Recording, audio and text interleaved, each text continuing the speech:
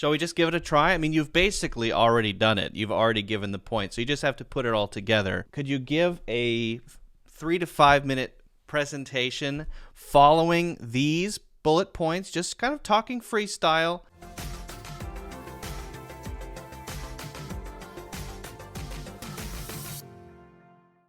We're going to talk a bit about presentations, and we're going to actually kind of build one together. And again, no pressure. Don't, it'll be a gradual process, so it's not a big deal.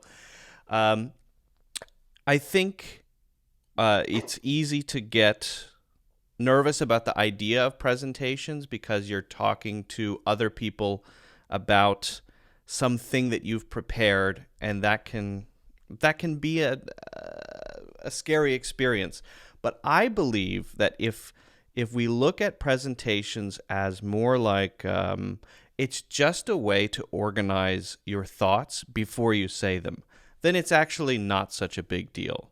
Every time you communicate with people, every time you explain what you're thinking or a plan or an idea, you are giving a presentation. We just don't often call it that, right?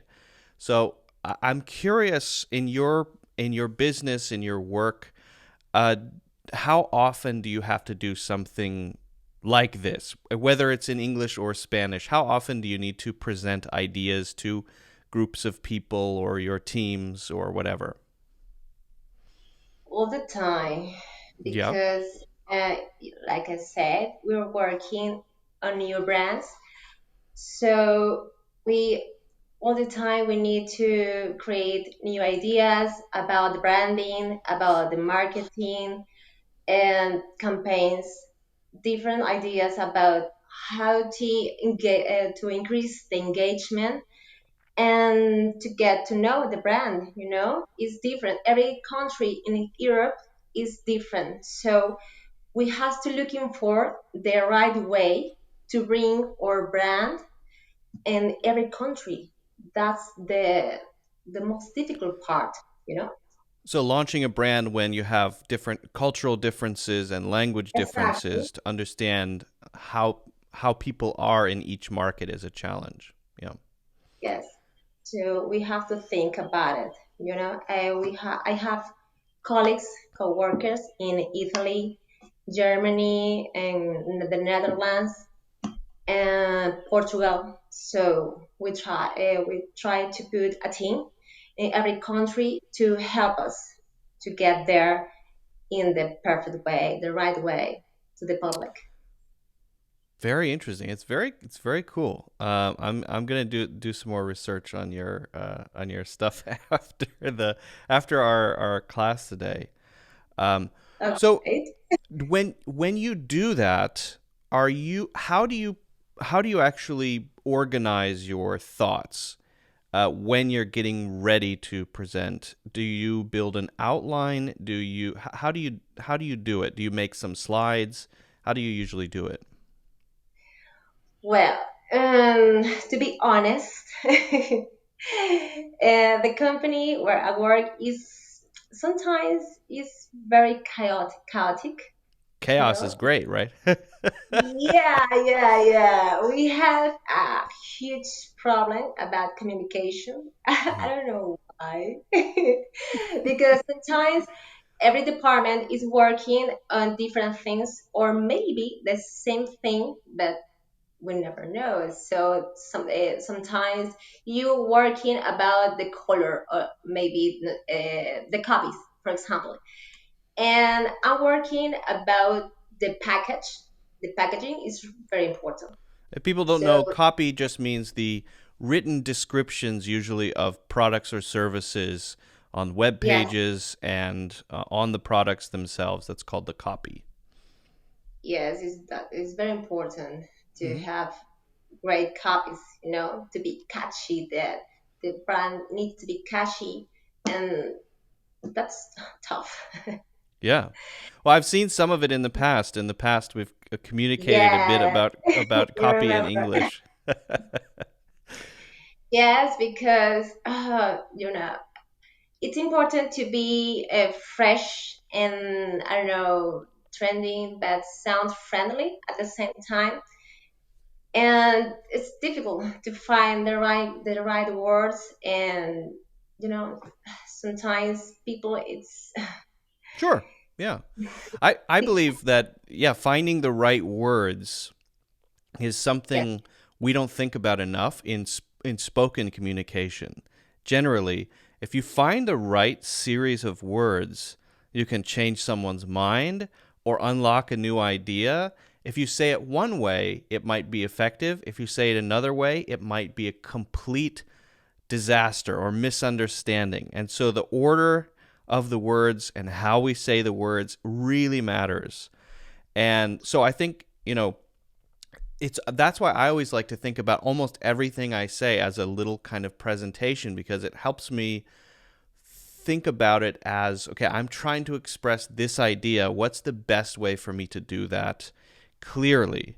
And when I'm doing that, I usually try to ask myself a few questions. I try to first identify what my audience is. Again, this is not even for a formal presentation, but just when I'm having a conversation. If I'm speaking with close, very close friends, I'm still thinking about who is my audience, right? If I'm And that's a problem. I don't know if you remember, sorry for interrupt you. sure, And when I talk to you about the copies, the problem is the copy is not only in English, for example, it's also in Spanish, German, and Italian. Portuguese? Then uh, it was really difficult to find a right sentences that sounds great in all the different languages. Right. Well, Yes, I I mean, remember. people paid tons of money for what are called localization services, where you're not just turning it into that language. It's not just translation, it's localization. And localization means they're also filtering it through the cultural differences and making it make sense to people culturally, not just the language, which is, for example, I mean, if you just translate it to English, it may not work in the UK, but it may work great in America, because Yeah, British people and American people think differently. We're different, right? So it's totally. English, but there are big differences culturally. Yeah, absolutely, for sure. I think the other key thing, so the audience is one thing, right? Right now I'm speaking to you, and so when I'm communicating, I'm thinking about what how I should do that to you. If I'm doing a course, I'm thinking about, okay, this needs to be understood by as many people as possible from as many countries as possible. So there I might choose a smaller set of words and phrases to use to make sure it is understood by the most possible people. So that's the kind of thing you would think about too when you're presenting something or doing copy. Maybe in general, who is it for exactly? And then what's the primary value? This is sometimes called the value proposition. Are you familiar with what that means? No. Basically is, what's the purpose of saying this in terms of presentations, right? Am I just Okay. making noises with my mouth, or am I trying to get someone to see things my way, or am I trying to convince somebody of something? What's the value of what I'm saying?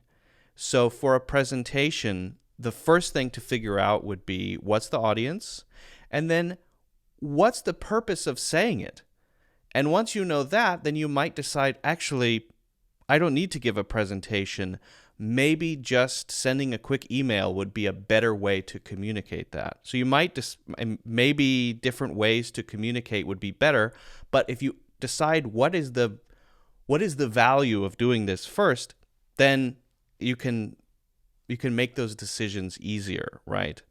I think the other would be the format. Like if you want to just talk, or if you want to make a slide deck, slides, right? Do you ever use slides or a slide deck? Yeah. Yes. When we going to make a presentation, for example, the brand to a distributor. in some country, for example, I don't know, the Netherlands, for example, France. We have a new distributor in France. So I made a presentation about our brand, our products, the idea, or the company, the soul of our company, Hmm. because we have different brands, not just one. So it's selling our spirit, for, I don't know, in a way to say it. How do you design slides when you're doing them? What do you use the slides for, or the slide deck for? And maybe PowerPoint, for example. Well, what I mean is, do you have a way of doing it? Do you have a certain, I mean, why do they exist, I guess, is another way to ask that question. What's the function of slides for you rather than just talking? Uh, Rather, our talking is communicate, for example, with numbers or dates or data, better data, for example, images. So images, it's better than talking or maybe an email. I need to present you. This is us through different photos, for example. It's, it's I better. think that's I mean that makes a lot of sense. That's why they exist, right? It's interesting. There are some companies like I believe Amazon, and they don't allow any slides because they have a specific cultural thing where they have to write essentially a story about why they're doing something or a proposal that they want to make.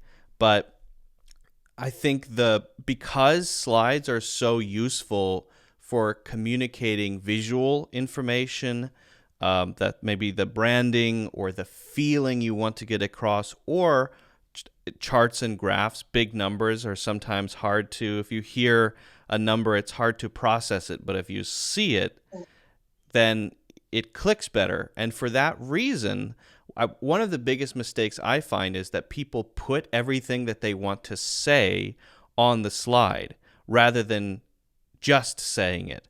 And that often causes, and this may not be for you, but just in general, that often causes the power of the slide to be lost. If the purpose of the slide is to communicate visual information, big numbers, then just put that on there. Keep them as simple as possible. Okay, this pie chart or this image, that's what I want to express. And don't put a bunch of words on it, because if you put a bunch of words on it, and especially if you put a bunch of words on it and read it, then it's no longer there for the visual, it's there for you to read from, which means is there's no reason to have the slides. So I don't know if you've experienced that before. Have you ever seen a deck with tons and tons of words? Yes, and at the end, it's getting bored. Exactly. It's extremely boring and nobody wants to see it, especially if someone is just reading from the slides. That's usually a really big no-no. Um, I also wanted to mention just a couple more things before we do a little bit of practice here. Uh, the the hook. Are you familiar with this idea?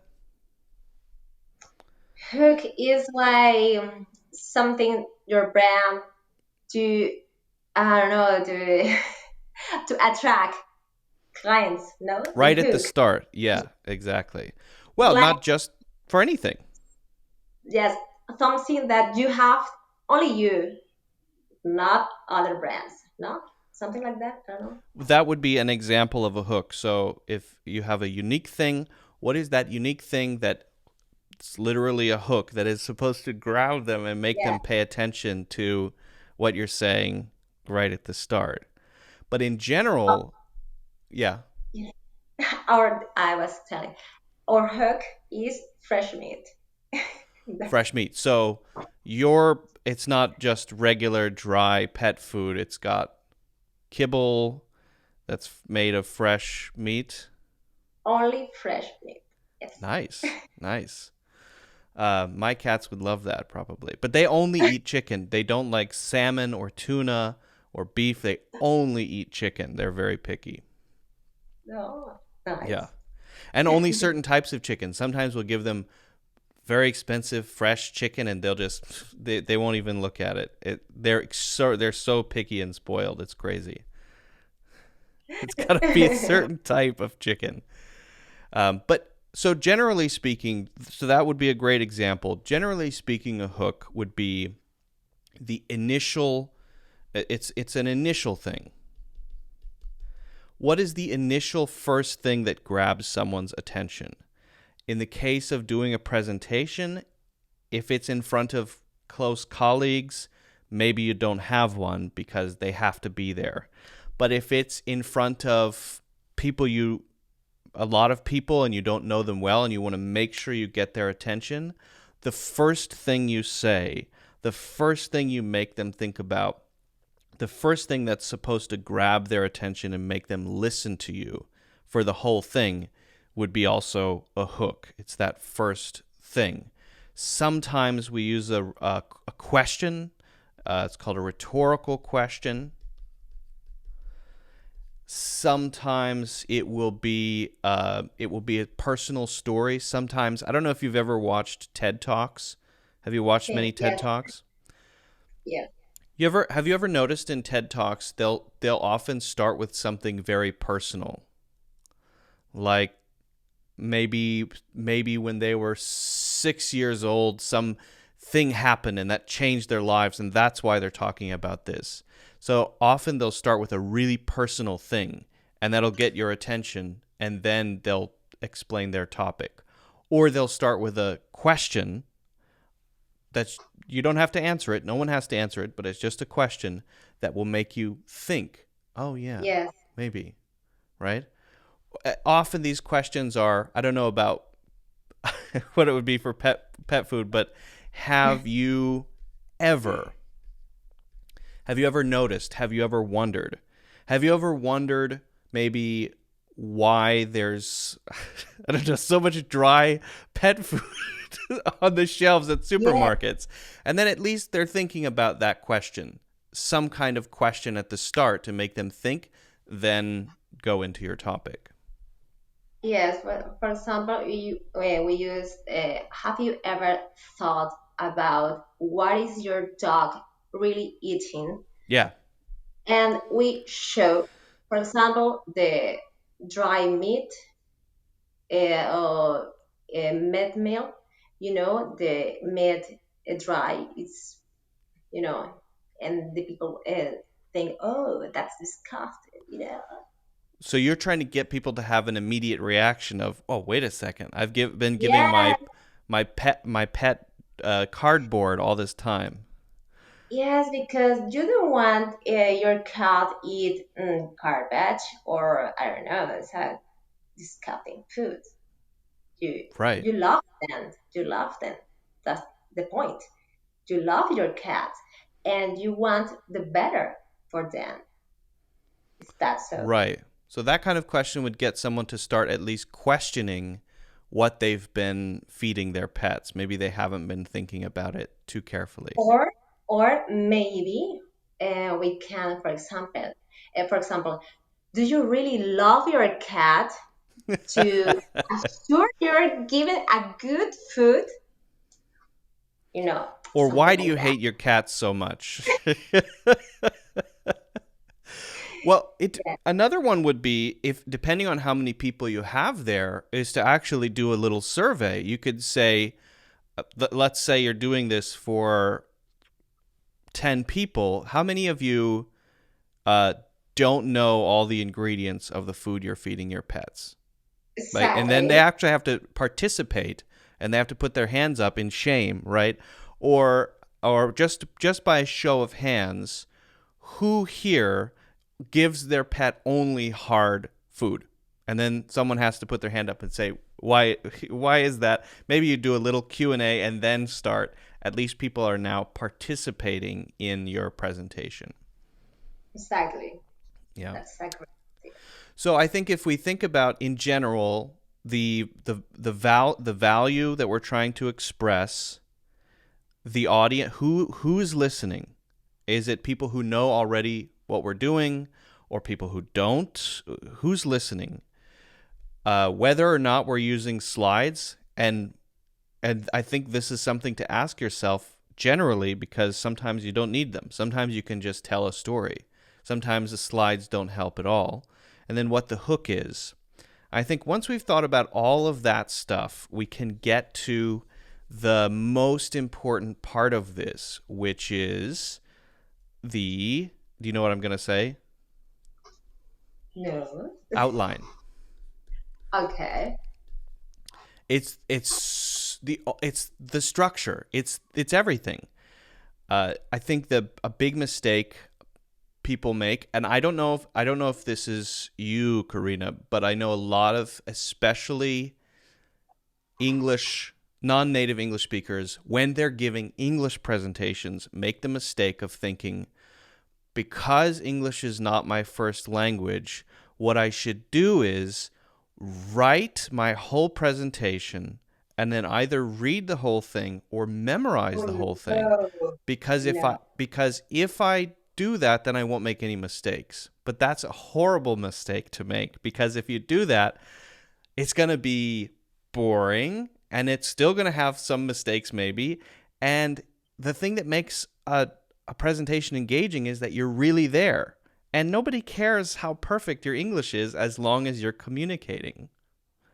Yeah, it's true that you have to have a planning, for example, and the first thing I want to talk is about this. The second thing is this. Okay, you have to make an order, but I rather to be spontaneous, natural. Be there. Right. And if I make mistakes, I'm not perfect. Nobody cares. Literally nobody cares. This is not my language, so sorry that. Right, you have Yeah. an even better excuse if nothing is perfect. I've never Exactly. experienced ever in my entire life a time when someone didn't say something perfectly and others went, oh my God, it, it wasn't perfect. I've never experienced that ever. And, I'm an English teacher, and I don't care at all, right? I couldn't care less. So if I don't care, then other people care probably even less than I do about that sort of thing. But the problem is, of course, you have a native speaker. Yeah, Sorry, but sometimes in the meetings, uh, mostly are non-native right. English speakers. So, and that's I don't know. It's curious, but sometimes the non-native are more exigent. You know, I don't know. It's weird, That is weird. but maybe we are more critical Hmm. about the pronunciation, about the mistakes. I don't know. That I know that is not. It's unfair. Yeah. That sometimes I can notice. Is So that in your maybe? your you mean in your experience, non-native speakers speaking English, because it's an international setting, so okay, we have to use English, will be more critical Yeah. of your English. Yes, yes, you That's can notice. interesting. Yes, you can notice they're judging you. Or Yeah. maybe I have the idea. I don't know. But yes. Hmm. And some people from different countries in Europe, maybe they have the English culture. For example, the Netherlands or Norway, Yeah. they speak English very well. Of the level of Almost. English in the Yes, Nordic yes, countries is yes. extremely high. Yeah. And when you speak with them, you try to sound, I don't know, confidence, fluency, natural. But Right. and it's worse when you try hardest. It's worse the result. Yeah, that's an interesting thing. Well, you're pointing to an interesting point here. I think also there's something about Of course. feeling relaxed, and that really makes a difference because the more nervous you feel or the more pressure you give yourself, the more likely you are to make more mistakes. And if you feel relaxed, then it's all good, right? You're less likely to. So I'm not suggesting, drink a glass of wine before, but some people say that I do works. it. I do it. So You do that. Okay. there is no need. You just have to say it. It's a great advice. In fact, just one glass of wine is great. I when I was in college, I used to have I don't know about social anxiety, but I used to be really nervous about speaking in front of my fellow classmates, saying my opinion. So I used to sometimes take a shot of whiskey before my class, and then I would go to class, and I would feel more relaxed about sharing my thoughts. Great. I had It whiskey has in my dorm room. That's right. Um, great. But that's one way to do it. I think the other way, though, is to just do it so often that it becomes easy, right? To just practice so much that it's just no big deal, right? Yes, practicing it's very important. But in my case, I don't have anyone to practice, so it's difficult. I have to Well, take a course or yeah. maybe an English conversation group, but since I don't have time to do with my children and work and everything, it's difficult. I know. Yeah, it definitely is. I do know one. So I want to practice today, of course. But I do know one club that I'm affiliated with. It's called Pitch Club, and the whole purpose of the club is for people to practice pitching. You can choose whatever topic you want, and then you do a pitch, and then other people give you feedback on your pitch, and it's brutal feedback. They're Oh very on. no. It's great because it's so brutal. You just lose all sense of nervousness, and it's very nice. The other way to practice, that I'm going to talk about a little later, is to do it on your own with something like a channel on Facebook or YouTube. I think everyone should start a channel. Just talk about something you're interested in. You have a great reason to start a channel to talk about your brand. Make a YouTube channel that's brand specific. Talk about why your pet food is better and why other pet food sucks, and make that's each video is a little presentation. If you do 20 of those, you're going to start I'm feeling too much more shame. I'm comfortable. too shame for that. No, I So can help. I'll help you. I'll help you get the setup. If you need help, advice on a camera, I'm happy to help. it's But it is a embarrassing, great way. It's a great way to practice. To be honest, it's really great, and you can do it by yourself.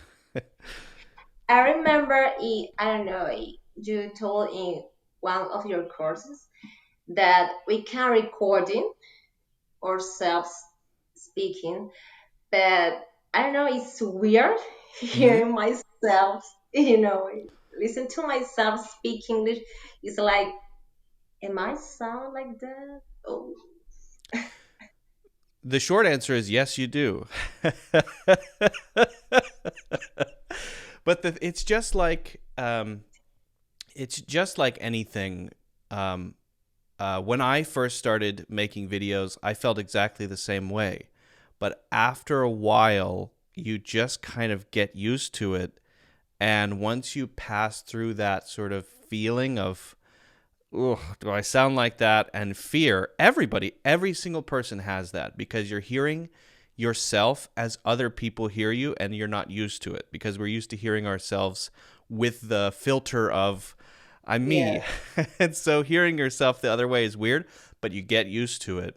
And also putting videos out there, getting used to being on camera, it's such a great way to practice organizing your thoughts. So then when you give presentations, it's a lot easier. I find it's a lot easier. Whenever I have to speak in public, whenever I have to do presentations in front of people, it's just like making a video. So I always feel very relaxed. So it's good I practice don't for me. know if I can handle with Okay. that. All right. Well, it's just an Because idea. it's an amazing idea, of course, because it helps me to be more confident. It's like if I Yep. can do it with myself, I can do it with a public, for example. Okay. So maybe start with 2 glasses of wine. Yeah, it's Two true. glasses of wine, record a video, see how you feel about it. Or no, 2 glasses of wine, record a video, then one more glass of wine, watch the video, and then Exactly. yeah, yeah, yeah. And you've got great And wine over there, so then I get depressed. Listen to me. Oh my God. okay. I would what I'd like to do is just do a little bit of practice if we could. Just do a very simplified version of this with a simple outline, and if you want to, a simple presentation. I'm not no pressure, of course. So um, we could choose a topic that maybe is related to pet food. I was thinking just something even simpler, like as a business owner, I would want to know what traits does a business owner need to have? 1 or 2 traits that any business owner needs. Um, Okay. or if you want to pick something more specific to your brand, that's okay too. What do you think would be a good topic? Maybe, yeah, and the Traits? Okay, okay. One, tricks, two, two traits. and three, trees. Okay, 3 is a great number. 3 and 5 are very good numbers. 2 is not so good. 6 is bad. It's got to be either 3, 5, or 10. So I think. So Okay. three traits for running a business. All right. Okay. Now, before we get into what the traits are, if your audience is, let's say you are asked to speak at a to give a little talk at a high school in Spain.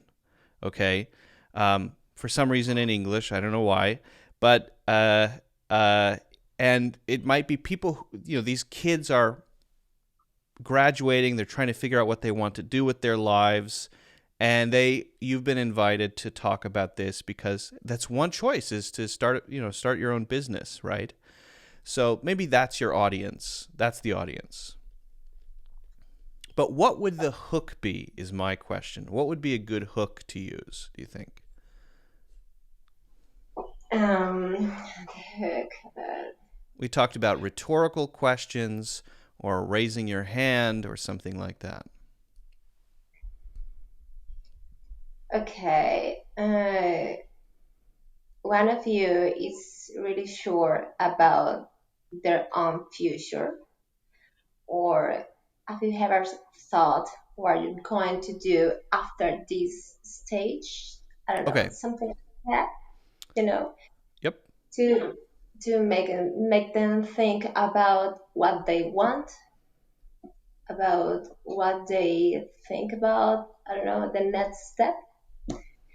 And then, for example, I can give you, there is one option, like around start your own business, running for yourself.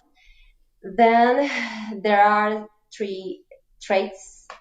This is a joke, but you know, patient, money, and bottles of wine. To get the pressure. No, no, I'm joking. No, no, Patience stop. is patience. You said patience. Did you say patience and wine? Patient, money, Money? and bottles of wine Bottles to of wine. deal with the pressure. I'm noticing a pattern here. Well, No, no, really, really. Okay. patience is, I feel, a good one. Uh, Patience, I would say willingness. Okay. Willingness to deal with fail, because it's easier to fail, but it's harder to get up and start over again. Wouldn't that be maybe then persistence? Persistence. Okay. And I think the number two, Wait a minute. Is and persistence with an money. A or with an E? Forget how to spell persistent. Is it ENCE or Okay. Persistence. is that Very right? good. Okay. And number two, money. Always to be money because Uh, you have to invest. No, or maybe I don't know how to say it. Maybe because you well, have to invest, And no, no, sorry. The r- second is an original idea, you know. This okay. is I like that. very, very important because uh, no matter if you want to sell something or a service, you have to be original. You have to be different. And of course, it's really difficult to find that thing you want to do, but you have time to think about it, or maybe, I don't know, give a thought.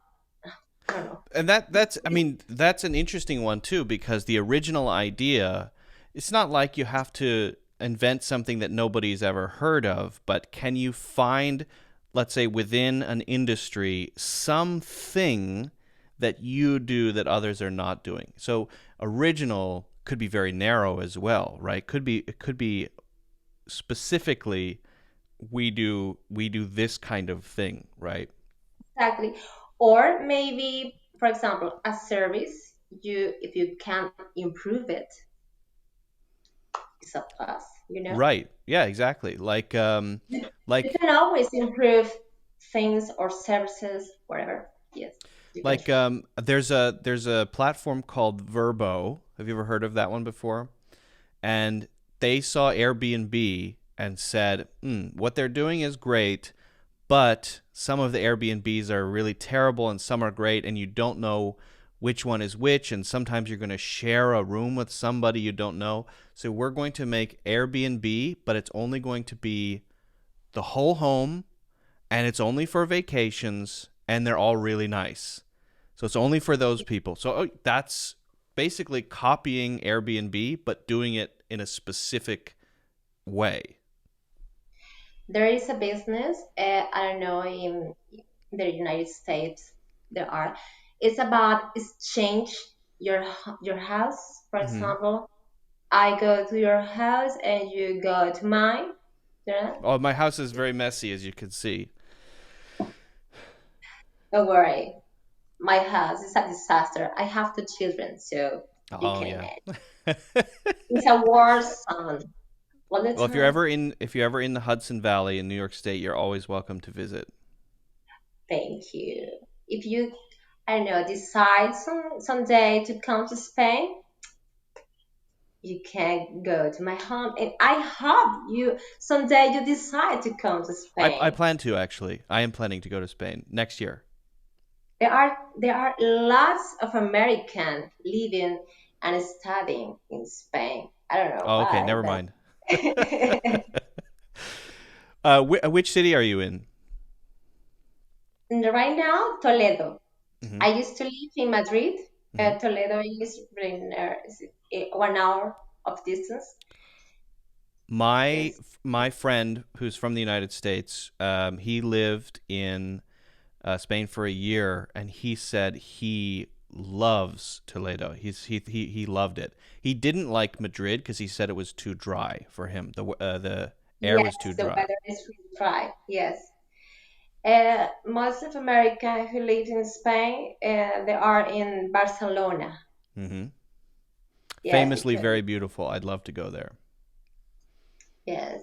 Yeah. I don't know. There are, like I say, there are lots of American, yes, working, I don't know, teaching English Hmm. or I don't know, but they love Spain. Well, yeah, it's easy to understand because of the wine. Wine and parties, Friendly the weather people. is Yeah. really good. People is the best, Yep. you know? So I hear. So I hear. I think Americans are generally a little bit more, not maybe my impression is not quite as socially open. Kind of just this is I have my own little space and this is me. And my feeling is, at least from talking to other people I know from Spain and from hearing my friends' experiences, much more sort of socially Yeah, open and fun, kind of like a warm feeling. yeah, you go out in the street and everybody say, hello, Right. hello, how are you? You know, it's That normal. is unimaginable in New York City. People, someone says hello to you, you think they're about to attack you, and so you run Yeah, away. psycho. uh, Yes, okay, I've so been in New York and I remember like when I go to a restaurant, for example, and hello, good morning. what's wrong with you? Why are you saying hello to me? Yeah, but it is different if you go to a small town in the United States or some parts of the United States like Texas. Uh, People are different, so people will wave at you and people will say hi there. And I live kind of in the countryside now, and it's very different than New York City. People will wave and say hi and say hello. It's much more friendly. Nice. So what would we put for point C here? Okay. Persistence, Point originality. C. Hmm? Resist originality, And I'm going to idea, and change this to instead of traits, I'm going to change this to maybe keys or things, because I don't think okay. an original idea is not necessarily a trait like patience or persistence, but it is a good one to mention. So, you mentioned something about money. Would that be something about risk, maybe? The willingness to take risk? Here, maybe investment. Yes, because you have always to invest, you know. And I think it's important for any business to have a web. I think that I point out the letter C, internet. Ah, okay. Maybe Internet how? presence, Yeah, online presence. Okay. online presence, because you know if you have a business, you don't have a website, it's like you don't exist, Yeah. you know. Yeah. Yeah. So it's really important, online presence. Very, very good one. All right. So we've got three I think that are very good. We've got a hook. We've got an audience. So, shall we just give it a try? I mean, you've basically already done it. You've already given the point. So you just have to put it all together. Could you give a 3 to 5 minute presentation following these bullet points, just kind of talking freestyle, using your hook? Imagine you're talking to, a group of students. You can talk to me, that's Um, fine. And I'll just listen. oh my, You need a glass really? of wine first? Why are you doing this to You don't me? have no pressure. You don't have to. If you want to skip it, it's totally fine. No problem. Okay, But you've already okay, got all the ideas here, so okay. Just give me. Can I have a glass of wine? No, no, no. I'm sure sorry. if you want. I don't have. I have. Yeah, I've got white wine at my house, and it's not great. So I'm not gonna. I'm gonna skip that. Sorry. And it's morning, so that's another reason. That's here are almost 6 p.m. 6 So, p.m. Well, that's the perfect time. Yeah.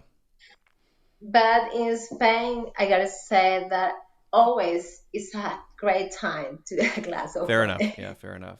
I actually have 2 cups of coffee. I'm drinking from both of them, and they're both different types of coffee. I'm curious, why 2 cups of coffee? Why 2 cups? That's a good question. I made this one earlier.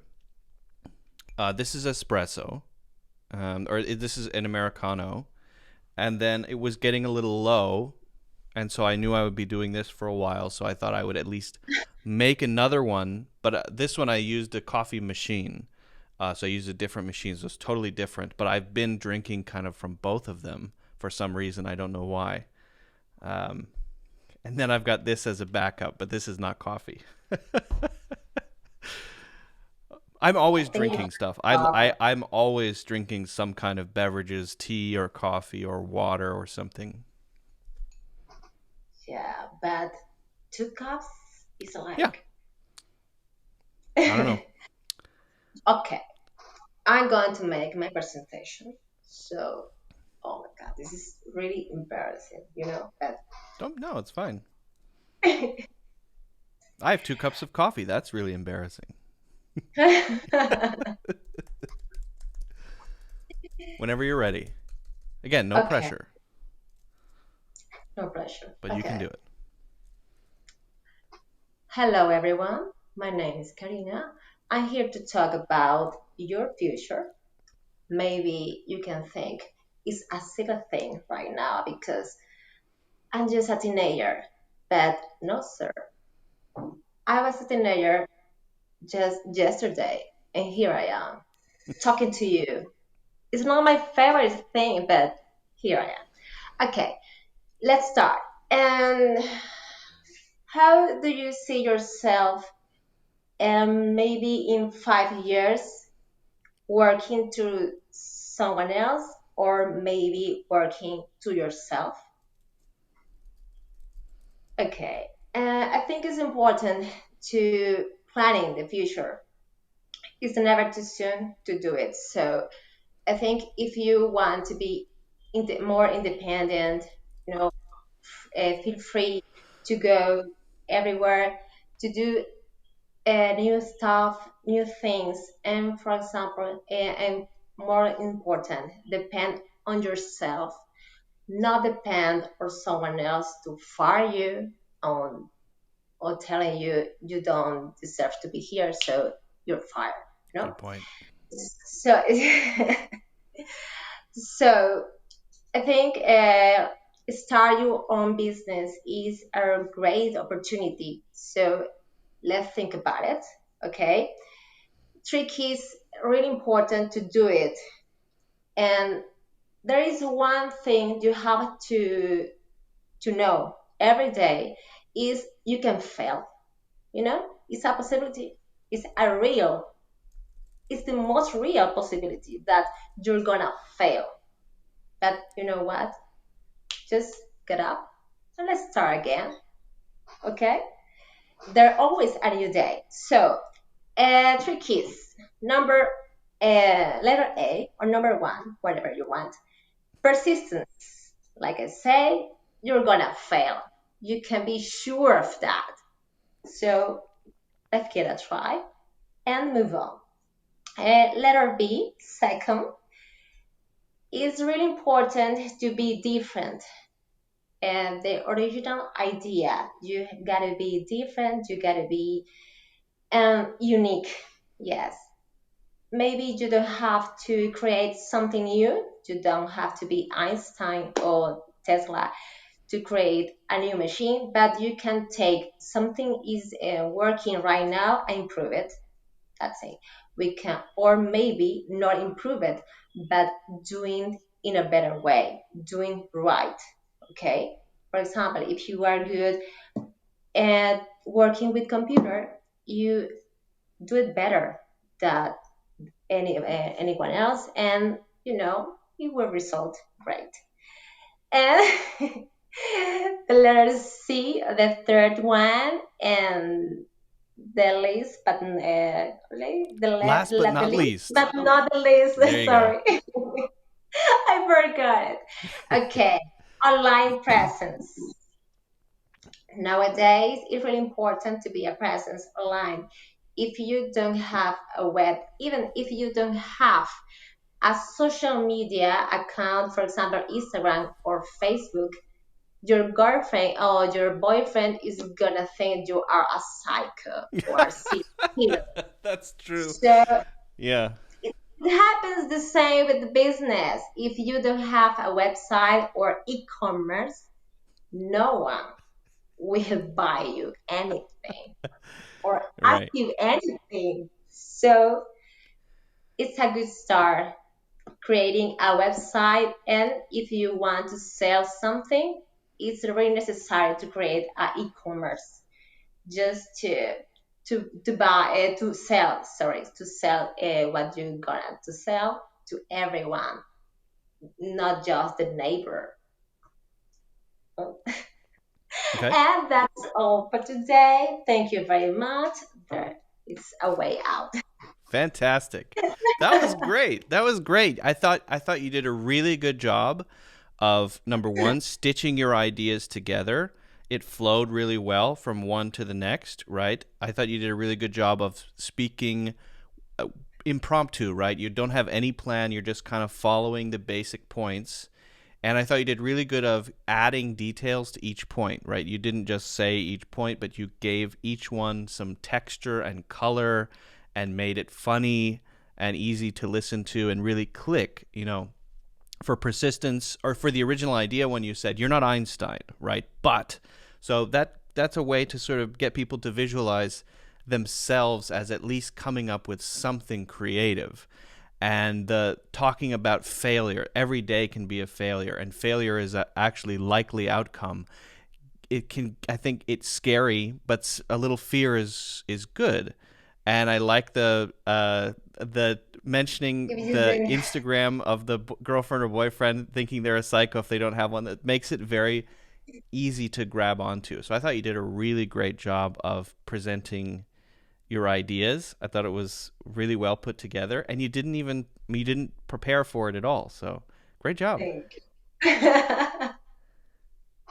It's not Thank it's just a matter, I think, of getting used to that feeling. Right before you started, you said you felt a little nervous about it, right? But that's just in your head. That's just a thing that's in your head, and pushing yourself through it, the more you do it, the easier it gets. And once you start to feel confidence, then it gets even easier and easier and easier. So, nice job. You have any thoughts on doing it well, live in I English was without any practice? it was tough. Yeah. It was Yeah. yeah, because like I said, when you speak a language that is not your mother tongue, it's really hard, Yeah. to find the right words. And in my case, when I get nervous, I forget all the vocabulary. Mhm. It's it's it's impressive. I just forget anything. Yeah. It's what what am- why did I say that, or what am I thinking? I don't know. It's like really bad, but No, I that think it's that's a normal. normal thing. I mean, I think that's a really common that's a really common thing, especially when, as you said, it's not in your first language and you feel that pressure, but also if you're not really comfortable with your outline. So, for example, if you had spent maybe 30 minutes just sort of thinking about this outline and maybe making it a little more unique to yourself, you would probably have been even more natural. So feeling really confident about, okay, what am I going to say next, removes a lot of the pressure. When I'm doing a live stream or a course or anything like that, I have a very well planned outline of what I'm going to do. I know what's next. I know what I'm going to say next. I don't have any specific plan about my words, but just having that feeling of, okay, at least I know what I'm saying next, basically gives me a lot of confidence to say it. Then I just have to figure out, okay, how do I say that? But I know what I'm going to say, right? yes, my problem, another problem that I have is I speak really fast when I'm getting nervous. And mentally, I say to myself, slow, calm down, because I didn't think you spoke too very fast. I thought you spoke pretty thank slowly you. and naturally. Yeah. I don't know. I hear myself and oh my God, I'm speaking so quickly. I can't understand what I'm saying. Yeah, I think I'm sometimes guilty of the same. Uh, uh, but as you say, just telling yourself to slow down and take a breath. I didn't think that you spoke too quickly at all during your presentation. Thank you. And if you'd like to try it again sometime and you record yourself and you would like to send it to me, you're welcome to do that. I would be happy to give you additional feedback. Okay. But again, I think for what you were doing, just putting this together with me now in the moment, you did a fantastic job. So well done. Yeah. Um, well, do you have any questions about anything for me, Karina? Yes. For example, with your students, what do you recommend them to, I don't know, to avoid this stress? I don't know, this disorder, mental disorder, while I'm talking to someone in English. It's sometimes I try, but it's impossible not to feel this stress, this passion Hmm. uh, on me. I don't know how to say the right words.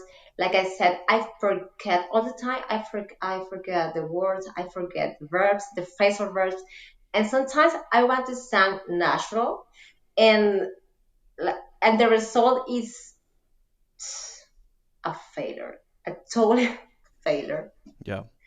Because I thinking, I don't know, maybe when I'm going to say something like a slang, for example, or an idiom, and I think too much about that, and at the end, I just no. the the reason that you can't find it, well, I guess let me ask you this: what's the reason you can find any words at all when you feel nervous? I don't know. So It's I, well, it's probably because you've at least used them enough so that at least those are there. So imagine a sort of circle, and inside the circle are all of the things that you have access to. And when you feel nervous, the circle gets smaller. It's a smaller circle. So this, like, let's say if I can erase, oops, let me try to erase this. So let's say here is the circle of all of the things that you know in English, right? But when you feel, and these are all words and phrases inside, but when you feel nervous or stressed or like you're under pressure, uh, that circle suddenly gets a lot smaller. So maybe it's that big now, right? And maybe that's a feeling of stress and pressure that's caused by, right, the it's almost like you're switched into a kind of mode of thinking about too many things. And so it's almost like you're overloaded by too many things coming in, and so it causes all of this stuff to kind of feel like it goes away, which is very common, right? The main cause of it is a lack of feeling relaxed and comfortable. When we go into that high stress mode, we can't relax, and because we can't relax, it's like our vision focuses on only a few things, and that means not everything that you know. So the key then is to start to feel relaxed, right? So if you felt totally relaxed and comfortable, do you think that you would have been able to use more language that you actually know? yes, yes. Probably. Okay. What would it take for you to get to that point where you felt totally relaxed speaking in English I to me think or anyone in any situation? I know that when I have a meeting, uh, it's work. Work is different. For example, in my English conversation group, I feel relaxed, so it's easier for me to speak and I don't know about anything, and I don't know, it's different. But when it comes to work, it's different because I really want to do it better every day, and I want to speak better English, of course. And I don't know, maybe I think that's a problem. You know, the environment is The environment, yeah. different. So And do you feel that part of it has something to do with feeling that you might be judged by others? yeah, yeah, that's it. Let me ask you a question. Do you feel differently in different groups of people about work? For example, you're speaking with people from Germany or from Sweden. Is it different or is it always the same? Depends on the group. For example, the group of Italian, they are friends, they are closer friends. So it's different. But for example, the German team, the Netherlands team, they are more distance. We are not so closer. Right. So it's different then. So, like I said, maybe it's a problem. It's my problem. I mean, because I feel my English is not so well as I want to. So maybe it's that. I don't know.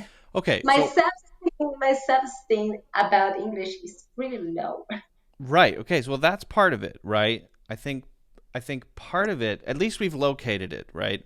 We've located it that whatever it is, it's inside of your head. Okay, so Yeah, yeah. that's where it lives at least. It's not outside. It's not actually anyone else. It's all you. Right? Okay. They, And they are my God. we've also established that wine does have an influence on this equation as well. Right? Yes, I know. Right. Before a meeting, glass of wine. And I think that's a perfectly valid thing to do. So I guess the what I would recommend would be to uh, number one, start thinking about why it is you don't have as much self-esteem as you could about your English. Why do you feel that way about it? And look at things that you do have self-esteem about. What things do you feel really confident about? And why do you feel confident about those things? And if you can see the difference between them, I think you'll find a way to start to change your feeling about your own English. I think a lot of people who speak English as a second language feel this sense of it's not good enough, it's not good enough, when actually it is good enough. It's definitely good enough. And it's just something about your attitude toward it. And I think the other piece of it is really pushing yourself much further than you have so far. The further you go into uncomfortable situations, and the more often you do it, the more comfortable you will get.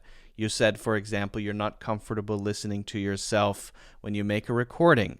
And you said you feel uncomfortable talking with certain groups of people.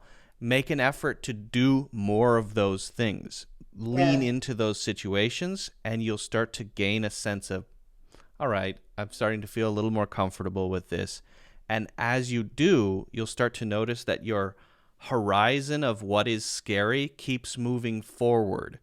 And there will always be something that's really scary in front of you, but it will be different as you gain confidence, right? For me, there's something like if someone put me on a stage in front of 20,000 people and I had to give a speech, that would make me nervous, right? But doing a video or a course or a live stream. It doesn't, because I'm used to it. So it's just a matter of pushing yourself into your fears, and I think it'll get easier over time. Okay. Thank you very much. Really. It works. It works. And I think if you think about other things that you feel confident about, you'll realize that the reason you feel confident about those things is that you've pushed yourself to do something difficult, and eventually Yeah, it just got I comfortable. know, I know. I've got some ghosts in my head. but But but don't worry about your English. I think your English is very good. You communicate very well.